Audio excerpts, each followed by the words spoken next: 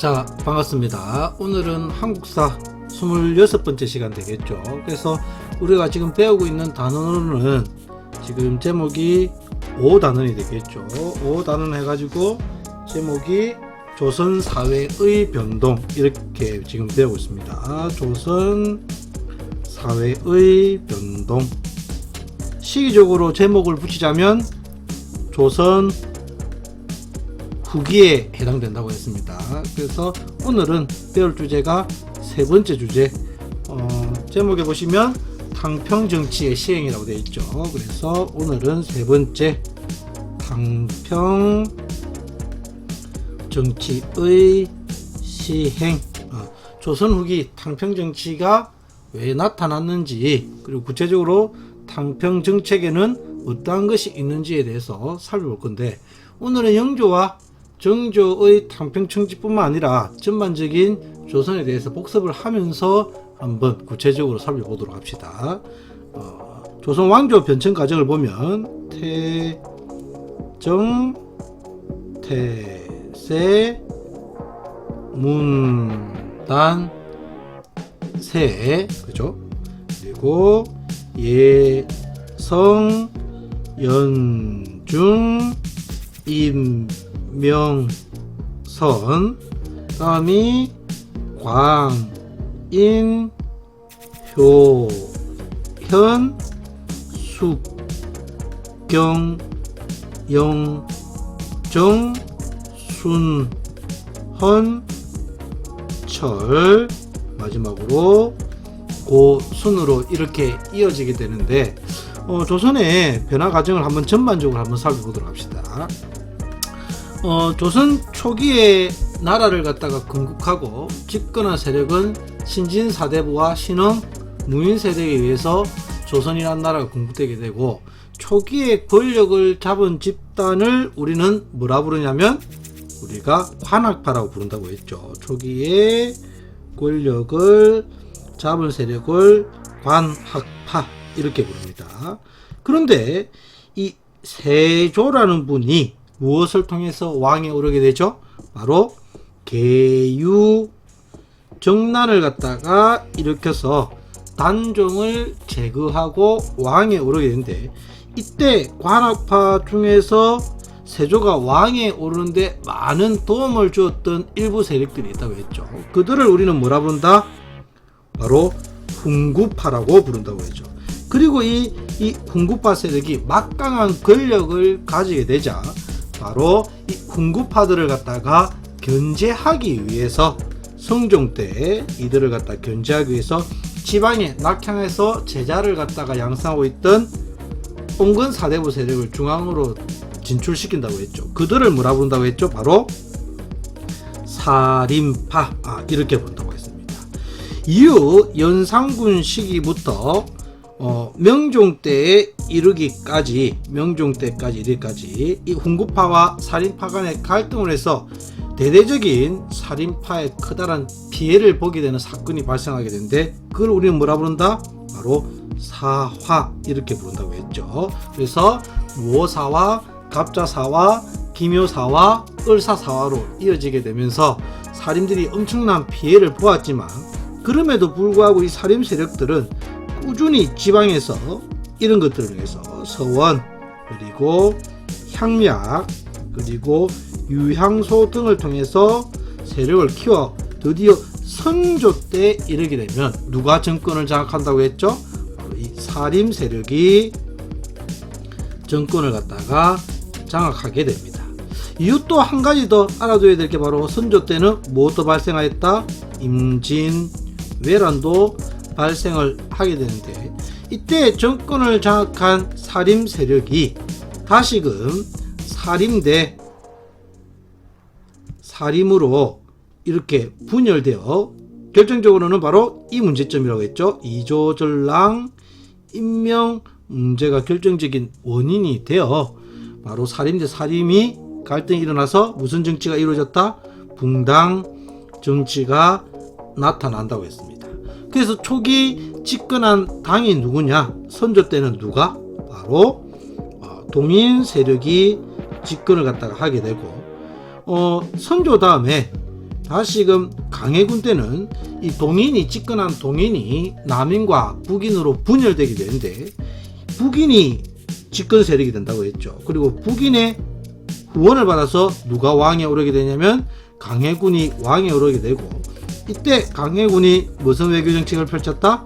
중립 외교 정책을 펼치자 이에 불만을 가지고 있었던 서인 세력들이 무엇을 일으켜서 바로 인조 반정을 일으켜서 이 북인 세력을 제거한다고 했죠. 그래서 인조 반정이 일어나서 강해군과 북인 세력이 정권에서 물러나게 되고, 어떤 세력이 서인 세력들이 집권을 갖다가 하게 되고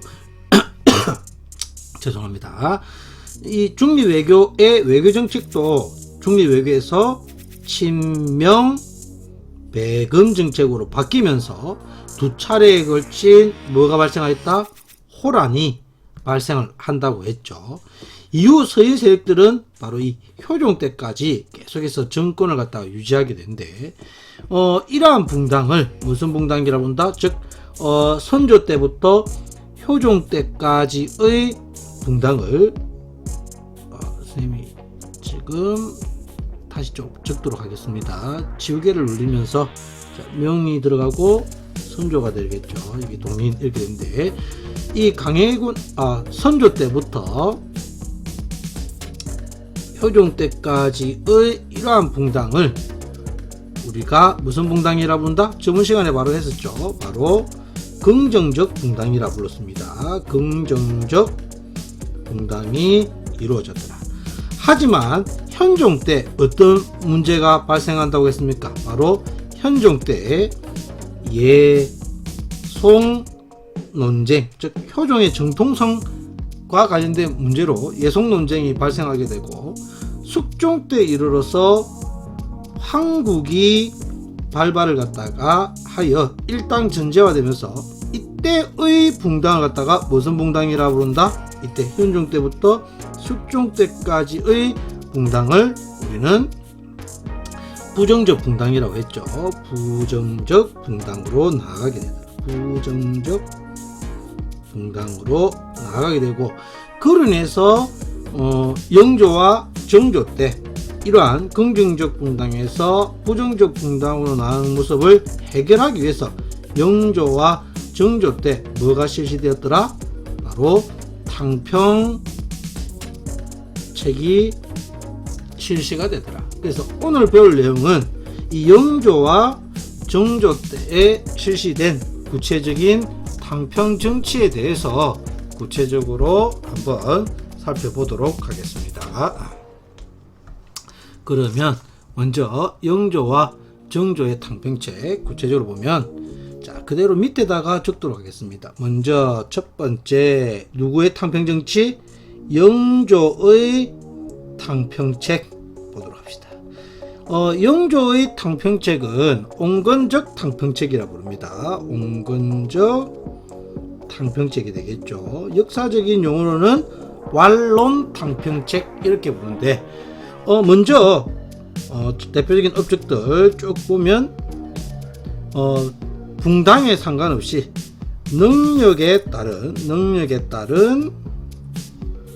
인재를 갖다가 등용하고, 두 번째 여러 가지 붕당 정치의 문제점이 되었던 바로 이조 전랑이 되겠죠. 이조 전랑의 권한을 축소를 시킵니다. 이조 전랑의 권한을 갖다가 축소를 시키고, 또한 여러 가지 이 살인 세력들의 정치적 배경이 되고 면세 특권에 따른 여러 가지 부정부패가 일어나고 있었던 즉 서원을 갖다가 또한 정리를 하게 됩니다.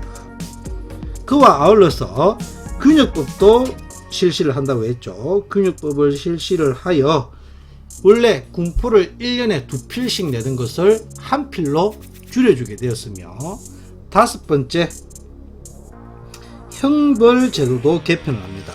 형벌제도도 개편을 갖다가 하고, 또한 여섯 번째 여러 가지 문헌들을 갖다가 편찬을 합니다. 그래서 대표적으로 속대전이라든지 동국 문헌, 비고와 같은 여러 가지 문헌들을 갖다가 편찬하면서 강력한 왕권을 바탕으로 해서 이런 당들을 서로를 갖다가 견제하게 하거나 힘을 억누르면서 어느 정도 탕평 정치를 갖다가 이어 나갔더라. 그래서 영조의 대표적인 탕평책은 이런 것들이 있고, 다음으로 두 번째 정조의 탕평책을 갖다가 살펴보시면, 정조의 탕평책 좀 구분이 안 되면 지금 보시면 우리가 1번 영조의 탕평책 받고 두 번째 정조의 탕평책에 대해서 살펴보게 될 건데, 정조의 탕평책을 강경 탕평책이라고 합니다. 좀 더 강하게 탕평책을 실시했다는 거죠. 역사적인 용어로는 줄론 탕평책이라 부르는데, 자, 구체적인 업적을 역시 살펴보면 첫 번째, 탕평을 갖다가 실시하기 위해서 좀 더 여러 가지 정책들을 갖다 실시를 한다고 했죠. 그래서 첫 번째, 규장각을 갖다가 정비를 합니다. 자신의 정책을 뒷받침하기 위한 기구로서 규장각을 갖다가 정비를 하고, 두 번째, 역시 왕권을 뒷받침할 수 있는 군대를 마련합니다. 그래서 장용령이란 것을 설치합니다. 군사기구가 되겠죠. 장용령을 갖다가 설치를 하고, 세 번째 또한 자기 아버지 사도의 무덤이 수원에 있었죠. 이를 갖다가 행차를 하면서 실제로 수원 화성이라는 것을 갖다가 건설하여 수도를 천도할 계획을 가지고 있었던 거죠. 그래서 수원 화성을 갖다가 축조를 갖다가 하고, 기존의 한양을 기점으로 한 세력들을 어떻게 보면 약화시키려고 했던 거죠.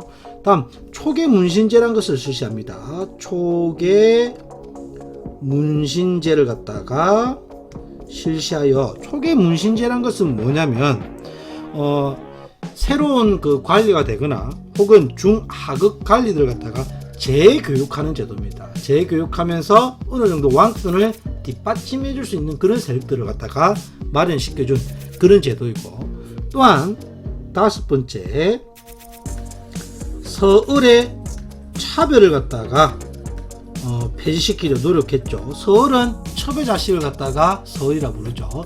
서자와 을자를 말합니다. 서자는 첩이 일반 평민의 경우에 엄마가 서자, 을자 같은 경우에는 천민일 경우에 을자 이렇게 되는데, 서울 차별을 폐지하고, 또한 여섯 번째, 금난정권을 폐지하죠. 정확하게는 금난정권이 되겠죠. 금난정권을 갖다가 폐지하는데, 금난정권은, 난전은 말 그대로 국가의 허락을 받지 않고 마음대로 여러분들 그 길거리에서 물건 파시는 분들 있죠. 이런 분들 난전이라 부르는데, 그것을 금했던 것을 시전 상인들이 이렇게 물건을 갖다 마음대로 파는 것을 좀 금지시켜 달라, 이것을 어떻게 했다는 겁니까? 폐지시켰다. 그럼 물건을 마음대로 팔 수 있게끔 했다는 거죠.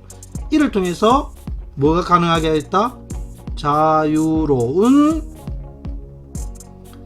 상업활동이 가능하게 하였고, 또한 마지막으로 역시 정조도 그 여러가지 문헌들을 갖다가 편찬을 갖다가 하게 돼요. 이때 대표적인 책으로는 대전통편이라든지 대전통편이라든지 그리고 탁지지와 같은 탁지지, 이런 책들을 편찬하여 역시 강력한 왕권을 바탕으로 해서 이러한 탕평정책을 갖다가 실시를 갖다가 하려고 했던 거죠.